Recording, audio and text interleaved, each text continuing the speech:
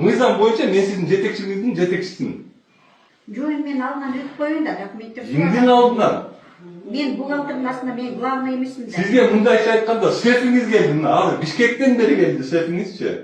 Ким главный? Уруксат берип коем, мен бирөөсү айтып коеюн, ушундай документтер сурап атат. Эже ким главный, ошону айтыңызчы. Мына сиз мамлекеттик кызматкерсиз. Главный ким? Айыл өкмөтүбү же депутатпы? Карашы, бухгалтериңиз менен мен неметпелеп койгон өзүмдү. Ким главный? Айыл өкмөтпү же депутатпы? Жогорку кеңештин депутатпы?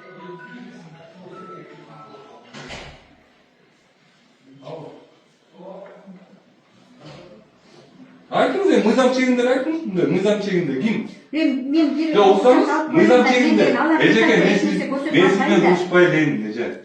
Мен сизден урушпай элейин, неметпелейм. Просто мен ушул нерсе ушунчалык жеткирип салды, ушул сүйлөшүш керек болуп атат, ушу чечип алышыбыз керек болуп атат да ушул жердечи.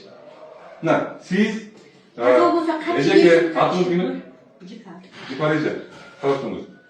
Мына айыл өкмөтү, анан жогорку кеңештин депутаты. Ким?